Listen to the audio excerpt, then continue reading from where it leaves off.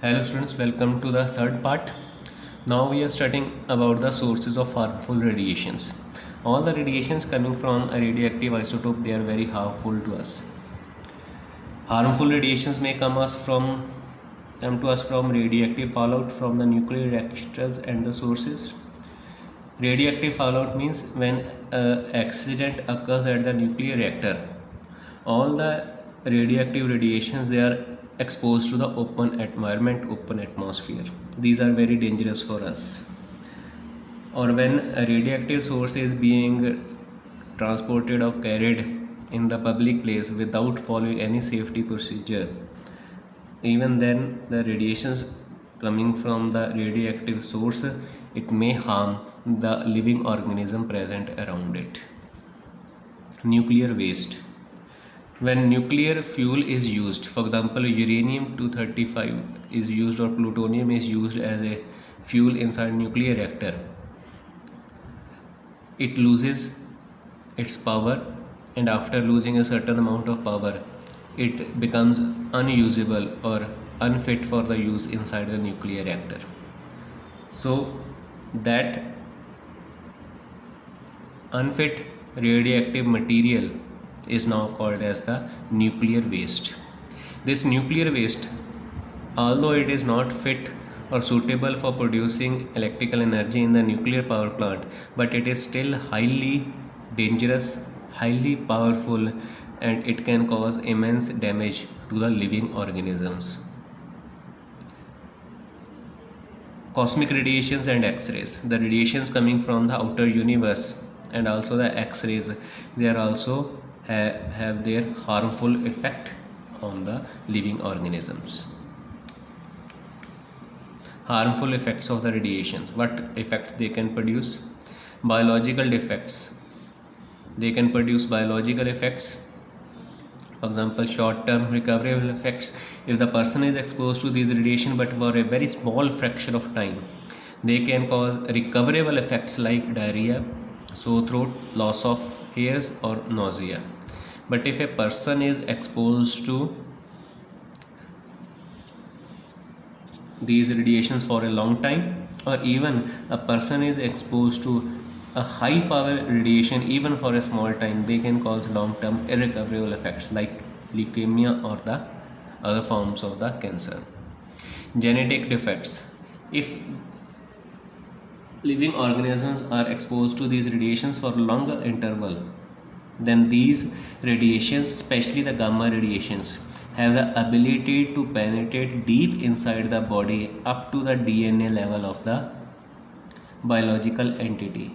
So if this thing takes place, then they change the structure of the DNA and RNA and they cause genetic defects inside the living organism. So offsprings produced by that living organism, they have many major genetic defects due to which their life expectancy is reduced.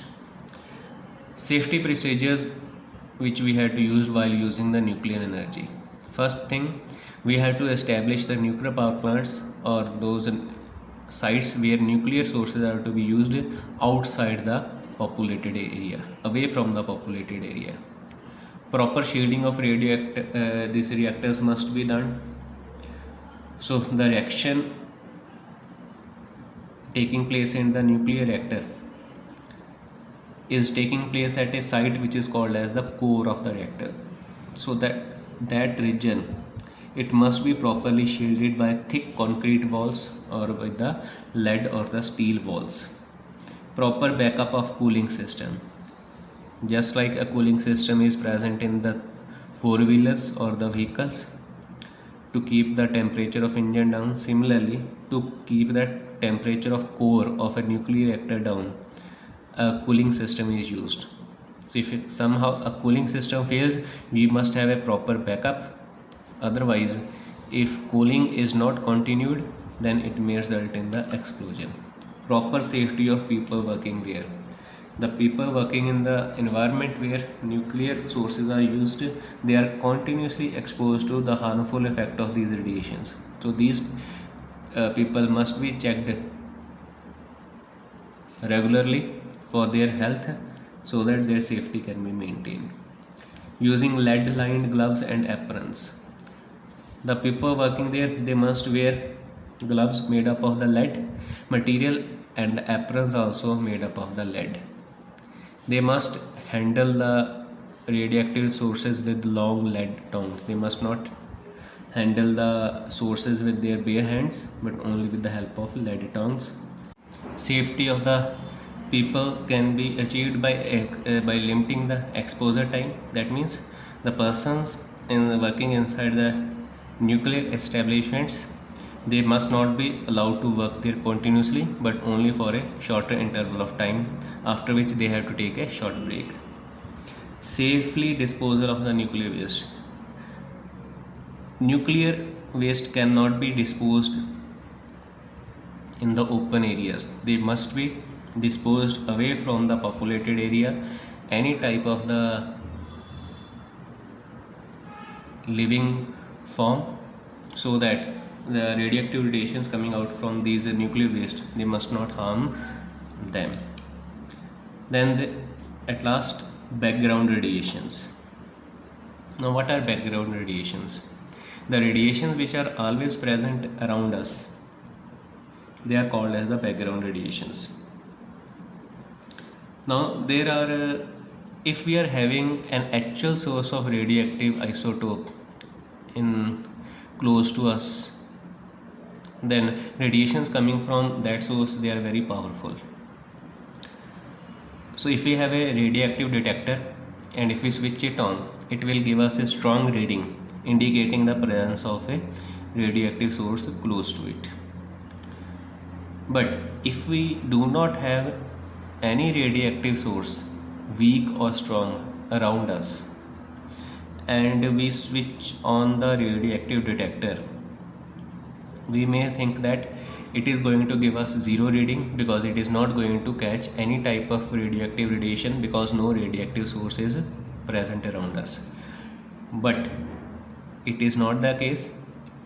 It will give us some minute values of the reading which indicate that that radioactive detector is actually detecting some kind of the radioactive radiations coming in from the nearby environment or around us. Those radiations which are detected by the radioactive detector, whose visible radioactive source is not present around us, we call them as the background radiations. These radiations, they are very minute, always present around us, we are always exposed to them, but they are so weak that they cannot harm our body. Moreover, they are background radiations. Why? Because their source, where the source of these radiation is not known to us. There are two types of the sources for such radiation: internal sources like potassium 40, carbon 14 or radium isotopes present inside our own body. There are external sources, cosmic radiations, radiations coming from the outer universe, or even the radiations coming from the sun, solar radiations. There are also the background radiations. So these, because our earth environment, we always exposed to these kind of radiations, but they do not harm us. They are called as the background radiations. Next, nuclear energy. Whenever a nuclear reaction takes place inside a nuclear reactor, the energy released during this reaction, we call it as the nuclear energy. Now there are two types of the nuclear reaction that can take place. One is nuclear fission or other is nuclear fusion. What is nuclear fission? Fission means breaking up. So what is a nuclear fission? The process of splitting a heavy nucleus into two or more lighter nuclei, we call it as the process of nuclear fission. So fission is a process in which a heavier nucleus which has atomic number greater than 82, when it splits up into two or more lighter nuclei, this is the fission process. For example, fission of uranium-92-235. It is a radioactive isotope. When it is bombarded by neutrons, it splits up into two lighter nuclei, barium 56-144, krypton 36-89, and 3 neutrons are also produced. Plus it emits a huge amount of energy. and this energy is the energy which is used to produce electricity in the nuclear power plants. Then there is fusion. Fusion means combining. So nuclear fusion is the process in which two or more lighter nuclei are combined to form a heavy nucleus. This reaction is responsible for the energy production in the stars, in the sun, in which isotopes of hydrogen gas, or we can say nuclei of the hydrogen, they combine together to form the helium nuclei, and in this direction huge amount of energy is released. For example, 1H2 and 1H2 combine to give helium 2-3 with neutron emitted plus energy released is 3.3 MeV, million electron volt. This helium 2-3 combines with another 1H2 isotope to give helium 2-4, which is a stable isotope with one proton, 1H1, and it emits 18.3 MeV energy. So total energy emitted during this one reaction is 21.6 million electron volt, which is a huge amount of energy. But the problem with the nuclear fusion, it cannot take place at ordinary temperatures. In order to combine two lighter nuclei, we require a starting temperature of about 10⁻⁷ Kelvin with a very high value of pressure. That is about 1 lakh degrees Celsius of temperature is required to start fusing hydrogen to form the helium. Because when we try to combine nuclei together,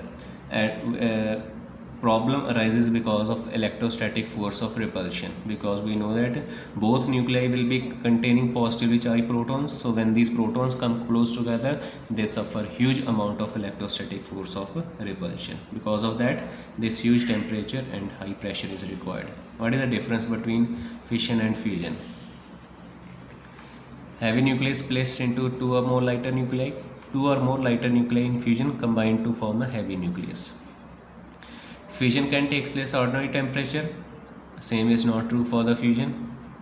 Energy released in the fission is about 190 million electron volt, and in fusion it is about 24.7 million electron volt. From here, it may give us idea that fission produces more energy as compared to fusion, but this is not true. Fusion produces more energy as compared to fission. We will just see. Nuclear fission process is used in making nuclear bomb, while fusion process is used for making the hydrogen bomb. Important property: fissionable materials are radioactive. That means when materials undergo nuclear fission process, the daughter nuclei formed during such reaction, sometimes they are radioactive in nature. But in the nuclear fusion process, the daughter nuclei formed, they are never radioactive in nature. For same mass, energy produced in the fission is less, it is more in the fusion. That means if same mass of a radioactive nucleus undergoes a fission and the same mass of another radioactive nucleus undergo fusion, energy produced in the fusion process will be more. That means suppose we have 1 gram of a fissionable material, 1 gram of fusionable material. So when fission and fusion reaction will take place for them respectively, fusion process energy released, it will be very large.